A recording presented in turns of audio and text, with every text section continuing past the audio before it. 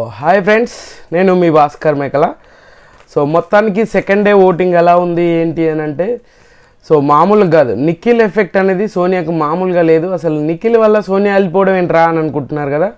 So ఈ video మొత్తం end వరకు చూడండి. అండ్ నిఖిల్కి పెద్ద షాక్ ఇచ్చింది హౌస్ మేట్స్ అందరు కలిసి.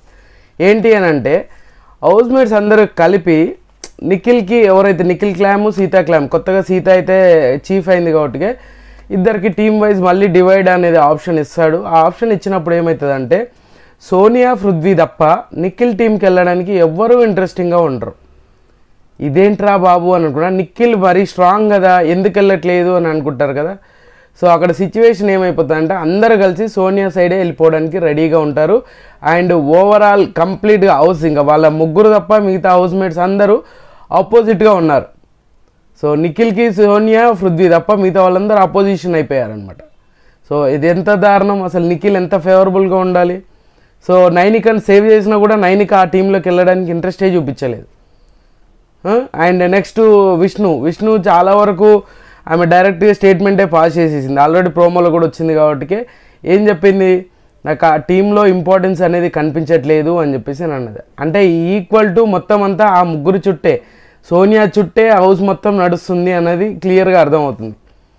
సో సిచ్యువేషన్ అది అనమాట. సో ఎవరి పొజిషన్స్ ఏంటి, ఎవరు ఏ విధంగా దూసుకుపోతున్నారు, నిజంగా ఆదిత్య ఓంకి ఇంత ఓటింగ్ ఎలా పడుతుంది, అండ్ ప్రేరణకి ఈ రేంజ్ ఓటింగ్ ఏ విధంగా వస్తుంది అనేది క్లియర్గా మాట్లాడుకుందాం. అండ్ టాప్ పొజిషన్ వచ్చేసరికి నబిల్ ఉన్నాడు. నబిల్ గేమ్ అయితే ఇండివిజువల్గా ఆయన చెప్పే క్లారిటీ కానీ ఆడే గేమ్స్ కానీ చాలా ఇంట్రెస్టింగ్గా చూపిస్తున్నాడు అనమాట. నబిల్ అయితే చాలా ఇండివిజువల్ గేమరు, ఇండివిజువల్గా బాగా ఆడుతున్నాడు. ఏ రేంజ్లో అంటే, మనోడు ఎలాంటి డెసిషన్ అయినా కూడా ఆయన ఓన్గా తీసుకోవడం, ఓన్గా ఆ డెసిషన్ అమలు చేయడం, ఇలాంటివన్నీ చాలా చేస్తున్నాడు. సో ఈ రేంజ్లో చూసుకుంటే సోనియా వల్ల మనోడిని టాప్ పొజిషన్లో పెట్టడం అయితే కన్ఫర్మ్ అయిపోయింది. ఎందుకనంటే ఆ రేంజ్ ఓటింగ్ అనేది పడుతుంది. మనోడికి 29% ఓటింగ్ అనేది మామూలు విషయమేం కాదు. నబిల్కి ఈ రేంజ్ ఓటింగ్ పడుతుంది అని అంటే because of only Sonia. 50% Sonia ఉంటే 50% నబిల్ యాటిట్యూడ్ నచ్చిన వాళ్ళు ఉన్నారు. ఎందుకంటే సోనియా మీద హేటు, సోనియా చెప్పిన పాయింట్స్ నబిల్కి చాలా క్లారిటీగా ఉంది. నబిల్ ఏదైనా పాయింట్స్ చెప్పిందంటే దానికి క్లారిఫికేషన్ ఇవ్వకుండా ఎంతసేపు దాన్ని తప్పుపట్టడానికే ట్రై చేస్తుంది తప్పితే దానికి క్లారిఫికేషన్ ఇవ్వలేదు. సో ఆ విధంగా బేస్ చేసుకుంటే నబిల్కి ఈ రేంజ్ ఓటింగ్ అనేది ఎర్రగా తీసేస్తుంది. సో నెక్స్ట్ వచ్చేసరికి మాత్రం ప్రేరణ ఉంది. ప్రేరణ దుమ్ము లేపుతుంది ఓటింగ్, అసలు మామూలుగా కాదు. సో ప్రేరణ ఓటింగ్ వచ్చేసరికి 21%. ఈమె చాలా ఇంట్రెస్టింగ్ ఓటింగ్ అనేది తెచ్చుకోగలుగుతుంది. ఎందుకంటే ఈమె స్ట్రాంగ్ డిఫెన్స్ చేస్తుంది అండ్ స్ట్రాంగ్ పాయింట్స్ మాట్లాడుతుంది. ఎక్కడ ఏ విధంగా నేను కొన్నిసార్లు నోరు జారినా కూడా జనాలకి బాగా ఎక్కువ కనెక్టివిటీ పెరిగిన క్యాండిడేట్ అండ్ చాలా తక్కువ టైంలో ఎక్కువ కనెక్షన్ ఆడియన్స్కి కనెక్ట్ అయిన పర్సన్ ఎవరైనా ఉంటే అది ప్రేరణ. యష్మి లేకపోవడం అనేది ప్రేరణకు కొంచెం కలిసి వచ్చే అంశమే. అండ్ ఈ రోజుతో యష్మికి ప్రేరణకి చిన్న గొడవ అవుతుంది. అది ఏంటంటే క్లాన్ షిఫ్టింగ్ వల్ల. సో నిఖిల్ టీంకి అండ్ ఈ ఎవరికి సీతా టీం క్లాన్స్ ఇద్దరి మధ్యలో వీళ్ళు కంటెస్టెంట్స్ అటు ఇటు షేరింగ్లో కొంచెం క్లాషెస్ అయితే వస్తాయి అనేది నాకు తెలిసిన ఇన్ఫో అనమాట.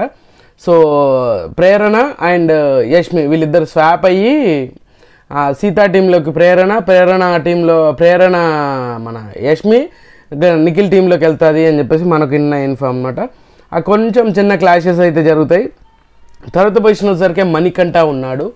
సో మణికంఠకి రాను ఓటింగ్ అనేది తగ్గుతూ ఉంది.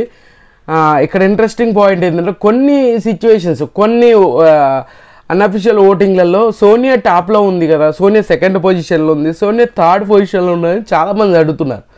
సో నిజంగానే ఉంది అని అంటే కాదు, ఇది కొంతవరకు పిఆర్లు చేసే స్టంట్లే. సో మ్యాక్సిమం అందుకనే వెబ్సైటే కాదు అండ్ మన యూట్యూబ్ పోల్స్, ఇన్స్టా పోల్స్ ఇవన్నీ క్యాలిక్యులేషన్ చేసుకోవాల్సి వస్తుంది. ఇవన్నీ క్యాలిక్యులేషన్ చేసుకొని క్లియర్ కట్గా మనకైతే అవుట్ అయితే ఇవ్వడానికి ట్రై చేస్తాం కాబట్టి. సో ఓవరాల్గా బేస్ చేసుకున్నప్పుడే ఈ ఓటింగ్ పర్సంటేజ్లు అనేది క్లియర్గా మనమైతే అనాలిసిస్ చేయగలము. అందుకే చాలామంది నన్ను అడుగుతుంది ఏంటంటే, అన్న సెకండ్ పొజిషన్లో ఉంది కదా, సెకండ్ పొజిషన్లో ఉన్నప్పుడు ఎలా అవుతుంది, మీరేమో లీస్ట్లో ఉన్నారని చెప్తున్నారు. లాస్ట్ టైం కూడా యష్మి టాప్లో ఉందిరా బాబు అంటే థర్డ్ పొజిషన్ ఫోర్త్ పొజిషన్లో యష్మి ఉందంటే లేదు లీస్ట్లో ఉంది, నువ్వెందుకు చెప్తున్నావు, 7th ప్లేస్లో 6th ప్లేస్లో ఉంటాయి, నువ్వేంది 4th ప్లేస్ 3rd ప్లేస్ అని చెప్తున్నావు. మనం ఓవరాల్గా చేసేది చాలా వరకు దగ్గరగా ఆల్మోస్ట్ అఫీషియల్ ఓట్లకి తగ్గట్టుగానే ఉంటుంది. ఒక 10% అటు ఒక 10% ఇటు అని అంటే ఓటింగ్ పర్సెంటేజ్ 10%. మనం 5% చేసినామంటే ఒక 500 ఓట్లు ఎక్కువ ఉండొచ్చు, ఒక 500 ఓట్లు తక్కువ ఉండొచ్చు. ఆ బేసిస్ మీద చెప్తున్నాను తప్పితే పర్సెంటేజ్లు అంటే అరే ఓవరాల్గా 10% లేదు కదా, మళ్ళీ అది కూడా దొబ్బుతారు, అందుకే చెప్తున్నాను. సో మణికంఠకి అయితే 18% తోటి చాలా స్టేబుల్గానే ఉన్నాడు అని చెప్పొచ్చు.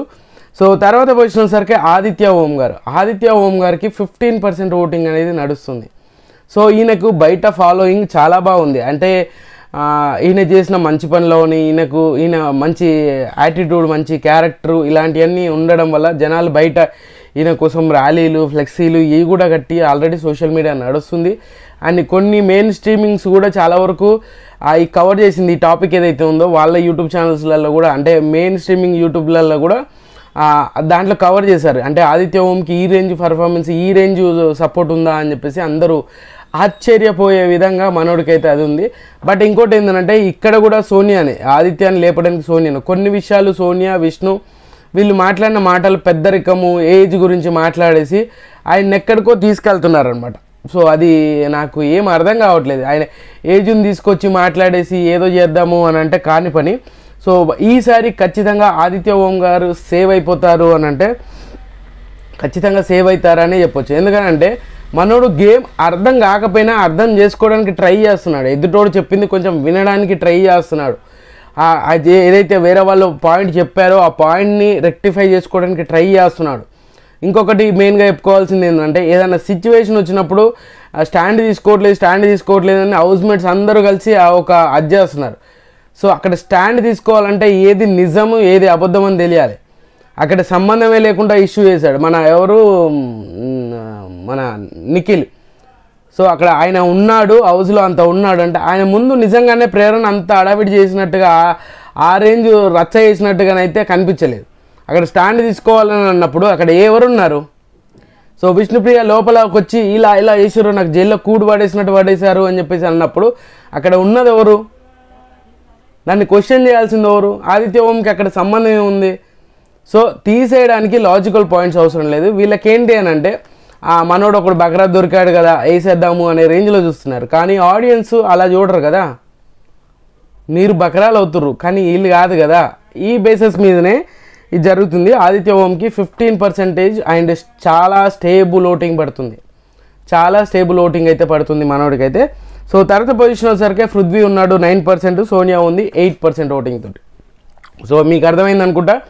సో పృథ్వీకి అయితే ఆల్మోస్ట్ ఓటింగ్ అనేది ఇక్కడ ఓటింగ్ తోటి సంబంధం లేకుండా మనోడికైతే చాలా గట్టిగానే ఉంది అనమాట. సో బిగ్ బాస్ ఫేవరిజం అని అండ్ బిగ్ బాస్లో నుంచి మనోడిని ఎలగొడితే రచ్చ వేరేలాగా ఉంటుంది అని అనుకోండి, ఏదన్నా జరగవచ్చు. సో అలాంటి సిచ్యువేషన్లో పృథ్వీని అయితే ఖచ్చితంగా ఉండే ఛాన్స్ ఉంది. ఇంకా ఓవరాల్గా ఎలిమినేషన్ అయ్యే ఛాన్సెస్ ఎవరికి ఉంది అని అంటే సోనియాకు ఉంది. సోనియాకి ఎందుకు అని అంటే మెయిన్ పాయింట్ వచ్చేసరికి నిఖిల్ ఫ్యాన్స్ ఏదైతుందో అత్యధికంగా ఎక్కువ ఫ్రీ ఫ్యాన్ బేస్ ఉంది ఎవరికి అని అంటే నిఖిల్కి, తర్వాత విష్ణుప్రియకి. సో వీళ్ళిద్దరు ఫ్యాన్స్ అనేది ఏం చేస్తారు అని అంటే మ్యాక్సిమం సోనియా మీద ఇరిటేషన్ ఎక్కువగా ఉండేవాళ్ళు, సోనియా మీద ఎక్కువగా కోపం ఉండేవాళ్ళు, వీళ్ళందరూ కలిసి ఈ ఫ్యాన్స్ అయితే ఈ నిఖిల్కి బాగా ఎఫెక్ట్ అవుతుంది సోనియా వల్ల.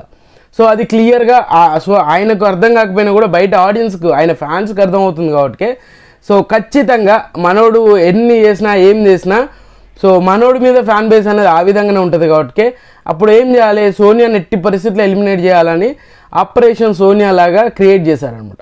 సో అప్పుడు ఆటోమేటిక్గా సోనియాకు పడాల్సిన ఓట్లు ఏదైతే నిఖిల్ ఓట్లు ఏదైతే ఉంటుందో ఆయన నామినేషన్లో లేడు కాబట్టి ఆ ఓటింగ్ అన్నీ షిఫ్ట్ అయిపోతాయి.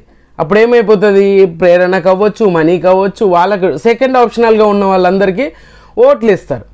ఓట్లు వేసినప్పుడు ఏమైపోతుంది, ఆటోమేటిక్గా సోనియాకి అనేది ఓటింగ్ అనేది తగ్గిపోతూ ఉంటుంది.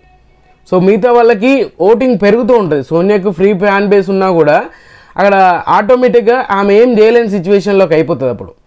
సో నెగిటివిటీ పెద్ద మూట కట్టుకొని బయటకు వస్తుంది. సీరియస్గా చెప్తున్నాను, మామూలు నెగిటివిటీ కాదు, బీభత్సమైన నెగిటివిటీ మూట కట్టుకొని బయటకు వస్తుంది. ఆ రేంజ్లో చేస్తుంది అనమాట.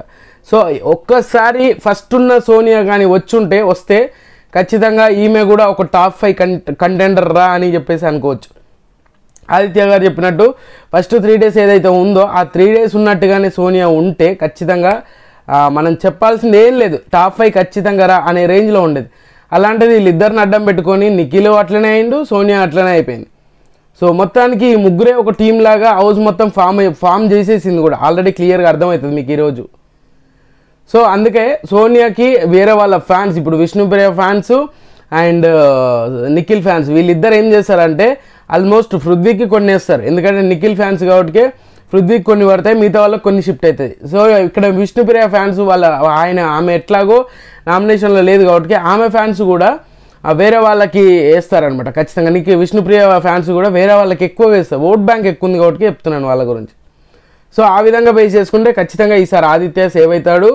అండ్ మ్యాక్సిమం ఎక్కువ 99% ఉంది అని అంటే దానికి ఛాన్సెస్ సోనియాకి ఉంది. మరి బిగ్ బాస్ ఏమైనా చేస్తాడా లేదంటే ఈసారి డబుల్ ఎలిమినేషన్ ఏమైనా ఉంటుందా చూడాలి. సో మొత్తానికి ఓటింగ్ ఆర్డర్ అదే అనమాట. టాప్ పొజిషన్ నబిల్ ఉన్నాడు, సెకండ్ పొజిషన్ ప్రేరణ, థర్డ్ పొజిషన్ వచ్చేసరికి మనీ, ఫోర్త్ పొజిషన్ వచ్చేసరికి ఆదిత్య ఓం, ఫిఫ్త్ పృథ్వీ, సిక్స్త్ వచ్చేసరికి last but the least Sonia ఉంది అనమాట. సో ఖచ్చితంగా సోనియాను సేవ్ చేయాలనుకుంటే సోనియాకి అయితే ఖచ్చితంగా ఓట్లు వేసుకోండి, ఇంకా అంతకుమించి చెప్పేది ఏం లేదు. సో ఖచ్చితంగా ఈ వీడియో మీకు నచ్చినా కూడా నచ్చితే లైక్ చేయండి, షేర్ చేయండి, కామెంట్ చేయండి, సబ్స్క్రైబ్ చేయడంతో మర్చిపోద్దు. అండ్